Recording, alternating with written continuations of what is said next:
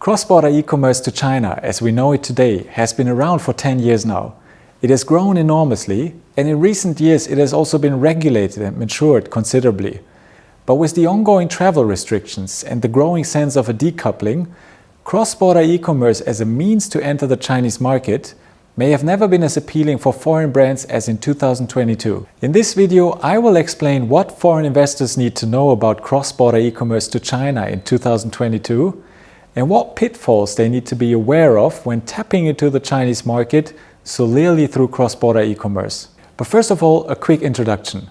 Cross-border e-commerce to China is a unique business model that allows foreign brands to sell their products to consumers in China as they are.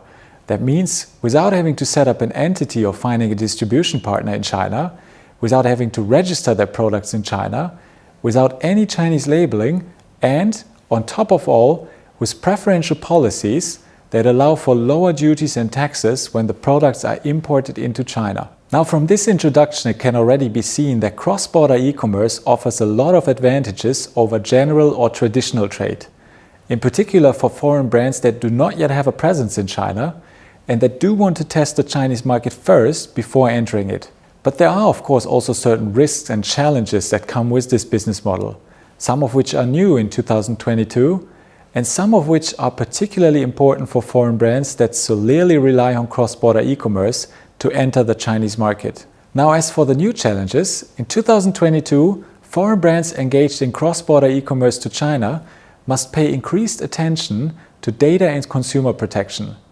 For one, the Personal Information Protection Law, which came into effect in September 2021, now also regulates data processing activities that occur outside of China, for example, between the foreign brand and their foreign cross-border e-commerce consulting firm. For another, many of the newest trends used to market foreign brands in China, such as social commerce or live streaming, have been subjected to new regulations that now require more transparency for the protection of consumers. For foreign brands that want to test the Chinese market from abroad through cross-border e-commerce, one of the main challenges is to consider a trademark strategy for China, even if no trademark is transferred or licensed to China.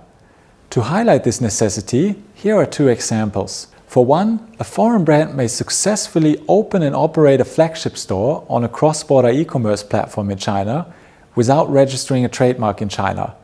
But since China applies a first-to-file system, if someone else registers their trademark, it will likely be too late.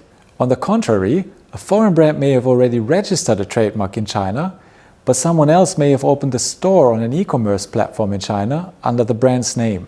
Therefore, foreign investors should always develop an independent trademark strategy for China, even if they solely enter the Chinese market from abroad through cross-border e-commerce.